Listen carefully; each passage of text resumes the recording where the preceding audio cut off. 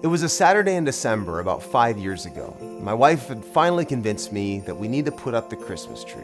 Felt like she'd been asking since Labor Day weekend, but nonetheless, I relented and we decided, let's go get a tree. And so we piled the kids into our vehicle and we headed off to the wilderness to find the perfect tree. Now, by wilderness, I mean the Superstore parking lot. We found our tree, and we put it on the vehicle, and we headed back to our house to decorate.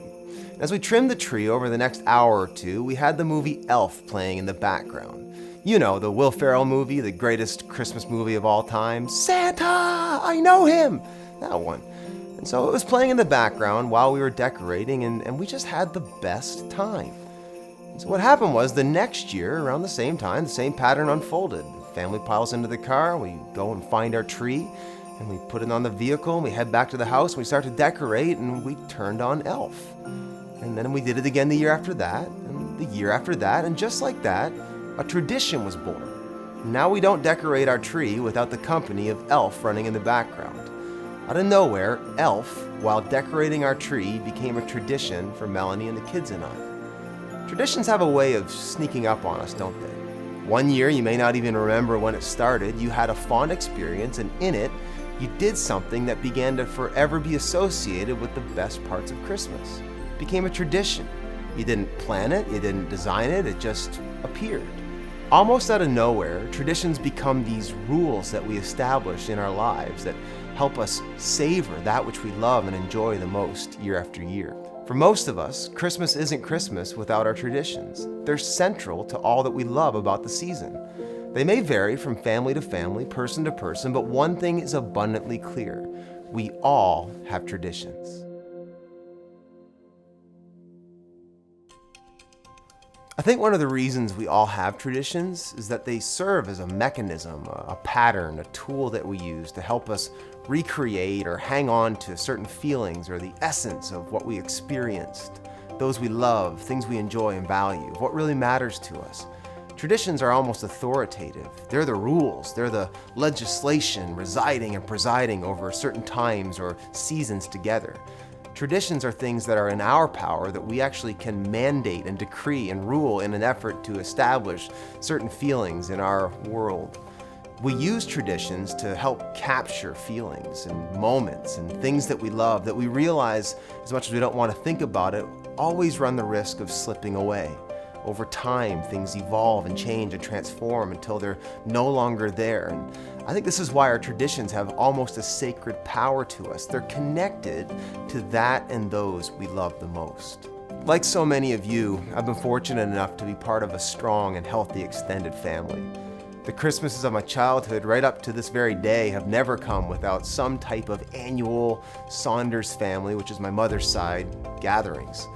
When I was a kid, my entire family would all descend upon this house, my grandmother's house, here in Marysville and Fredericton, and if you can picture it, 2 grandparents, at times great-grandparents, great-aunts and uncles, my mom, my dad, my mom's 4 siblings and their spouses, and then 12 grandkids, all descending upon this home to have lobster stew on Christmas Eve and pizza. I'm not sure why pizza, but it was a tradition. And then we'd open a gift, we'd go to church, we'd sometimes come back here after church even, and then again, Christmas Day, we'd be here for more food and more presents, all together. Some of the warmest and fondest and happiest times of my life happened right here in this house with my grandparents and my aunts and uncles and cousins, my brother and sister and parents. This house was a castle of sorts, and inside these walls at Christmas time, our family ruled the day with love and acceptance and comfort and joy and laughter and gifts and food.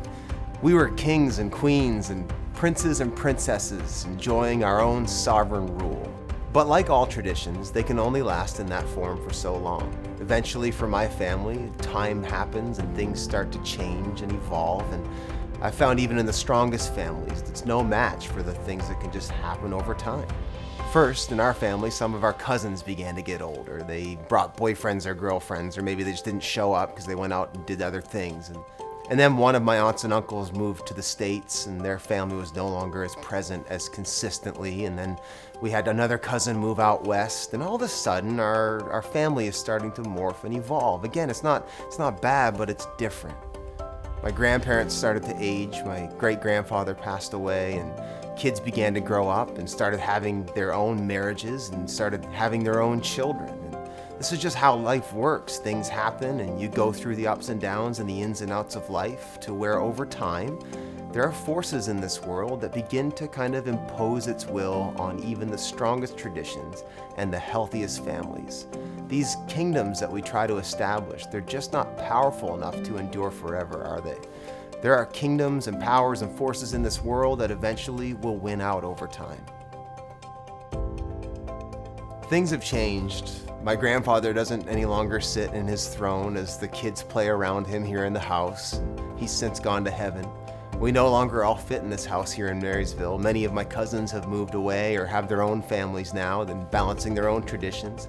Change is hard, and loss is hard, which is what I think makes Christmas bittersweet sometimes. But yet, my family still gets together every Christmas, and it's a wonderful time. It's a tradition. We enjoy one another. We eat lobster chowder, and we have pizza. Again, I don't know why. We continue to celebrate with the traditions that have endured for decades now. But things are different too, in some wonderful ways and in some painful ways. The kids have grown up and have their own kids now, which is awesome. The parents are now grandparents, and my grandmother's a healthy great-grandmother who has 19 great-grandkids. Christmas is still one of the most wonderful times of the year for our family.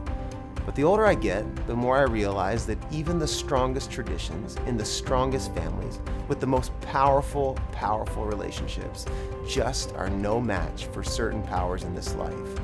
No tradition is strong enough to grip or hang on to the moments and the feelings that we cherish, the laughter, the joy of loved ones forever.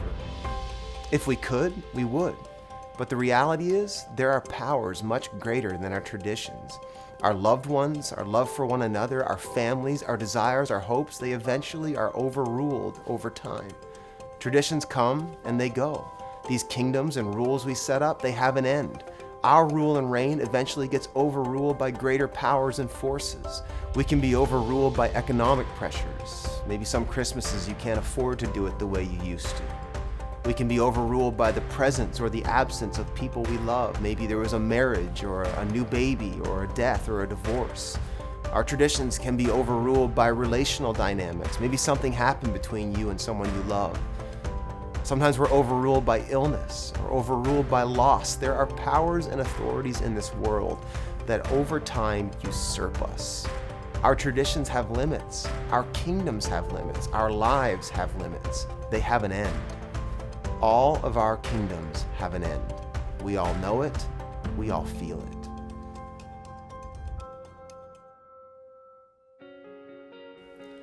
Now, before you get up and leave, like, wow, what a real pick-me-up. I appreciate it, Brent. Now just hang on.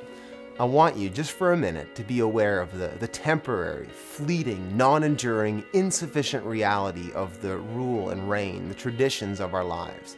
Because it's on this backdrop, the backdrop of the rise and fall of kingdoms and traditions and rulers and powers, that the Christmas story bursts forth. What if I told you that the real meaning of Christmas and the reason it's such incredible news is that it speaks of a power, of a kingdom that is greater than any other? Not just greater than our own little kingdoms and traditions, but greater even than the forces, those dark forces in this world that eventually tear away at our joy and our peace, our very lives. I have really good news for you today, especially those of you who are dealing with increasing darkness this Christmas. Maybe you're in the place where you're coming to grips with the fact that your rule and your reign, your desires, your dominion, your kingdom, your way has its limits. The message of Christmas is about a kingdom that has come that brings more joy than a million Christmas mornings, more happiness, more imagination and laughter than all the toys and presents from every Christmas, past, present, or future combined, more comfort than the strongest family, more future hope than the life of a newborn baby, more peace than the most perfect Christmas Eve when all the kids are asleep in bed and everyone's happy and healthy. The Christmas story is about a kingdom of life, joy, peace, comfort, hope, love, glory, meaning, purpose, happiness, power, and prosperity that never ends. It just keeps going and growing. There is a king whose kingdom is good and whose rule is without end. In the book of Isaiah, he wrote of a day to come where God would establish his kingdom through a king. This kingdom would be a kingdom to rule over all kingdoms, and this king, a king that would rule over all kings. Isaiah said in chapter 9, "The people walking in darkness have seen a great light. On those living in the land of deep darkness, a light has dawned. You have enlarged the nation and increased their joy. They rejoice before you as people rejoice at the harvest, as warriors rejoice when dividing the plunder. For as in the day of Midian's defeat, you have shattered the yoke that burdens them, the bar across their shoulders, the rod of their oppressors. For to us a child is born, to us a son is given, and the government will be on his shoulders. And he will be called Wonderful, Counselor, Mighty God, Everlasting Father, Prince of Peace. And of the greatness of his government and his peace there will be no end. He will reign on David's throne and over his kingdom, establishing and upholding it with justice and righteousness from that time on and forever. The zeal of the Lord Almighty will accomplish this." Isaiah was speaking of an event that was going to take place in Bethlehem some 700 years after he penned these words. Long after the glory and the strength of Israel had departed and waned, traditions that had once held so strong had faded. The people of God had been covered in darkness from the oppressive powers of Rome. Humanity covered in darkness, 7 centuries of dealing with the powers of injustice, poverty, pain, heartache, heartbreak, sickness, depression, anxiety, disease, despair, bondage, even death itself. The people walking in darkness have seen a great light.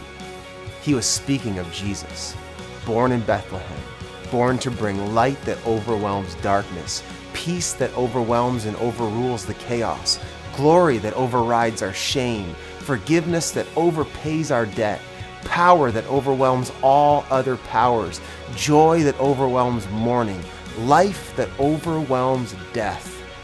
Christmas is the inauguration of a king and his kingdom that rules without rival, and his government, his peace, joy, glory, love, and life will never, ever end.